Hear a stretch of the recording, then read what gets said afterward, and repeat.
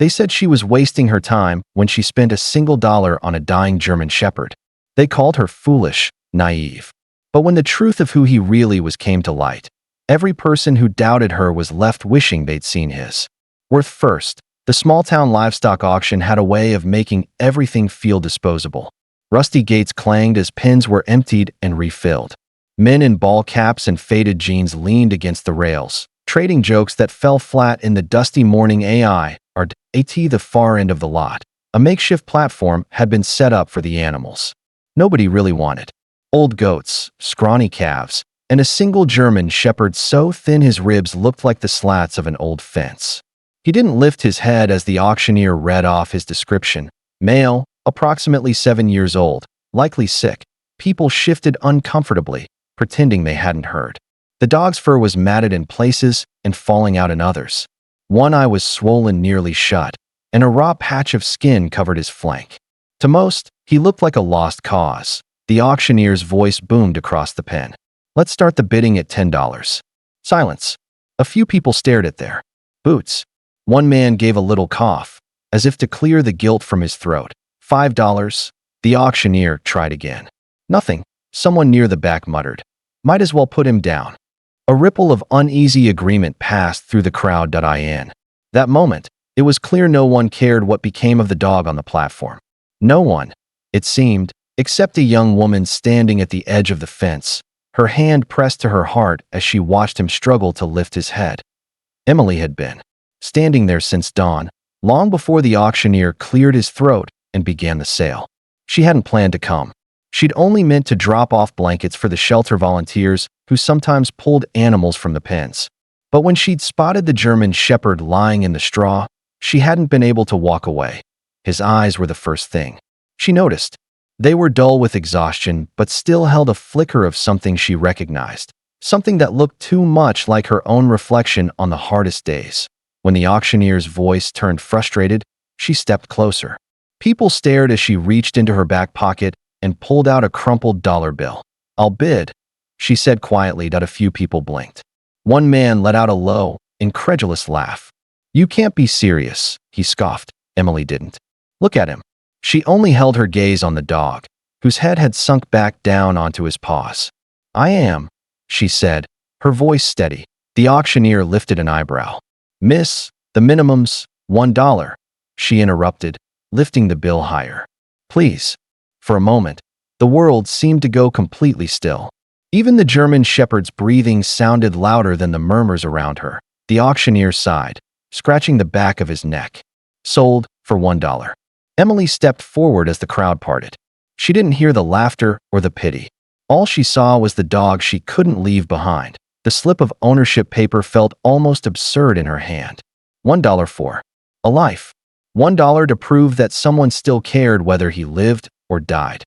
Emily knelt beside the platform as the auctioneer moved on to the next lot, his voice already booming again.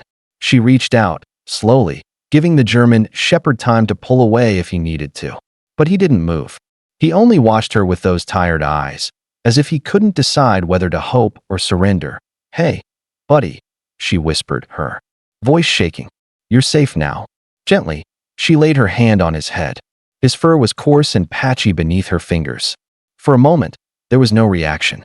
Then, so faint she thought she imagined it, his tail gave a slow, feeble thump.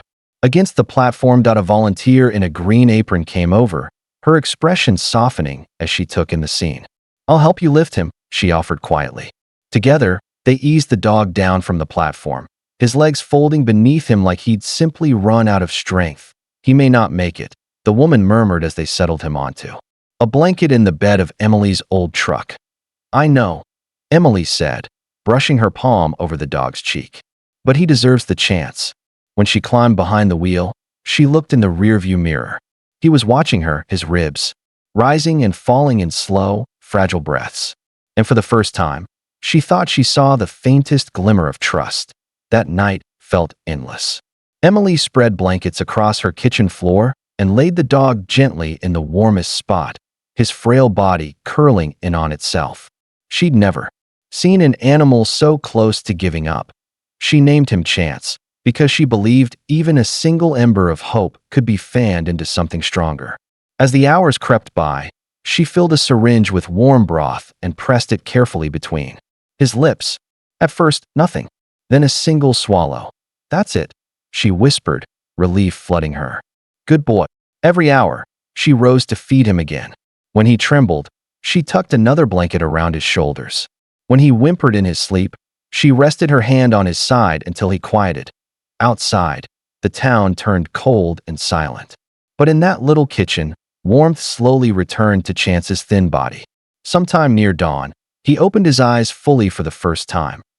Emily was dozing in a chair when she felt the tiniest brush of fur against her knee. She looked down to find his nose nudging her hand. A weak, searching touch that said everything. Words never could. Tears blurred her vision as she bent closer. "I'm here," she murmured. "I'm not going anywhere." As the sun broke over the rooftops, Chance lifted his head. Just an inch.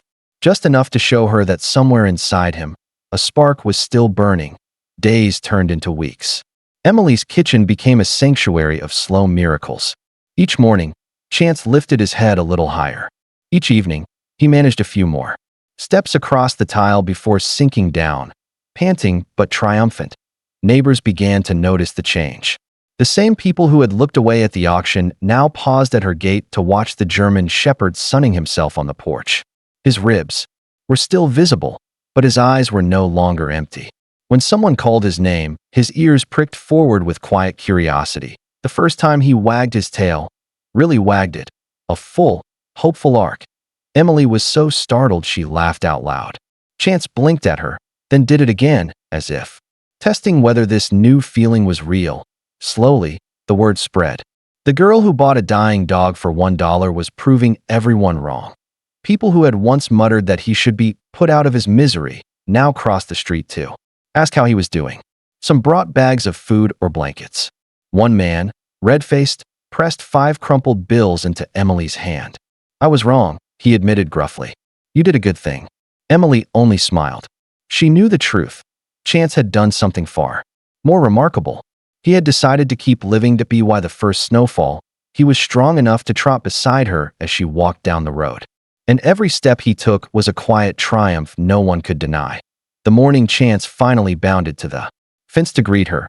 Emily felt her throat tighten with gratitude. His fur had grown thick again, golden and soft along his shoulders. The hollows of his cheeks had filled out, and when he looked at her, his eyes shone with something she'd never seen in them before. Trust without fear. One by one, the neighbors, who had once laughed, came to see him. Some brought treats, others only came to watch. No one could believe this was the same dog who had lain limp and defeated on the auction platform. Even the auctioneer came by. He stood awkwardly by the fence, twisting his cap in his hands. I reckon I owe you an apology," he stammered. Didn't think he had it in him. Emily only smiled, kneeling to scratch Chance under the chin. "He just needed someone to believe he did," she said softly. Chance leaned into her touch, his tail sweeping slow arcs across the ground. Around them, the town felt somehow different, humbled, quieter, reminded that worth could never be measured in dollars. By spring, Chance was strong enough to run again. He chased the wind across Emily's yard, each stride proof that hope could grow in the unlikeliest soil. And every time she watched him, Emily knew this simple truth. Sometimes it only takes a single act of faith, $1, one moment, one hand reaching out, to change everything no one else believed could be saved.